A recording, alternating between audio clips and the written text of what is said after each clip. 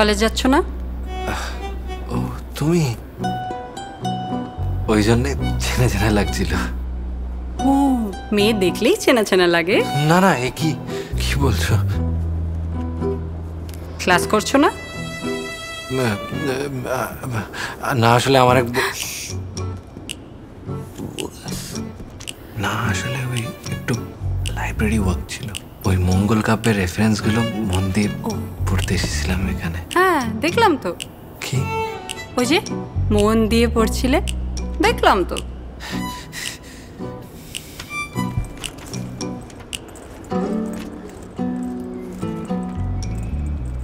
আমি তো এখানে রেগুলারই আসি, তোমায় তো দেখিনি আগে।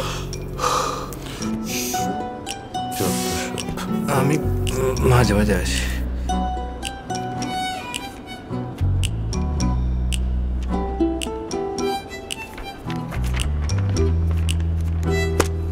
শোনো, হ্যাঁ, কলেজ না যাওয়াটা কিন্তু কোনো সলিউশন না।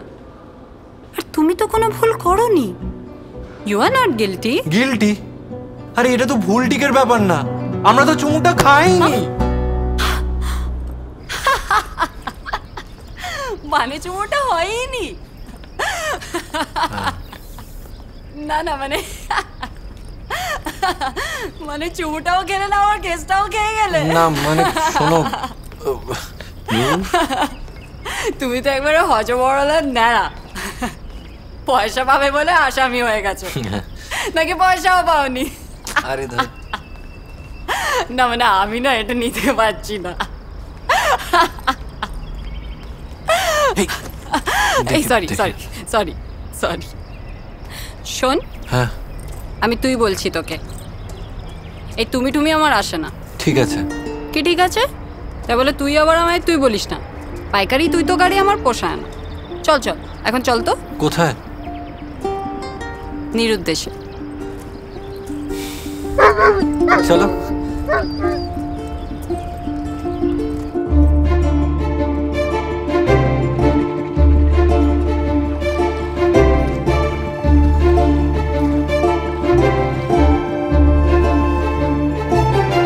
যে নদীকে আমরা হুগলি বলে চিনি, তার আসল নাম ছিল উগলিন।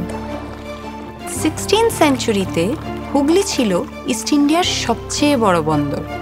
ভাব, প্রায় 8টি দেশের মানুষ বসত করেছিল এই নদীর চারপাশে। চন্দননগর, চুচুড়া, ব্যান্ডেল, শ্রীরামপুর, এমন আশ্চর্য কলোনিয়াল সেটেলমেন্ট আর কোথাও হয়নি কিন্তু বাংলায়। পর্তুগিজরা এসেছিল সবার আগে। ওদের কুঠি বানানোর পারমিশন দিয়েছিল কে বলতো? মুঘল সম্রাট আকবর। কত গল্প যে লুকিয়ে আছে এই জলের ভিতর।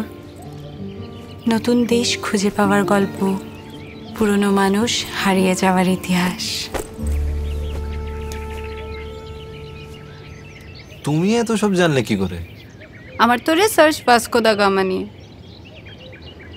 এমন এক নাবিক যিনি দেশ ছেড়ে ভেসে গিয়েছিলেন নতুন কিছু খুঁজবেন বলে। কি রোমান্টিক না? হ্যাঁ। জানে না সে কোথায় গিয়ে উঠবে, কাকে মিট করবে, আদৌ সে ফিরে আসতে পারবে কিনা নিজের ঘরে। ঘরে ফিরে আসতে পারলে তবেই তো ইতিহাস লেখা হয়। মানে যে ফেরে না তাকে তো কেউ মনে রাখে না।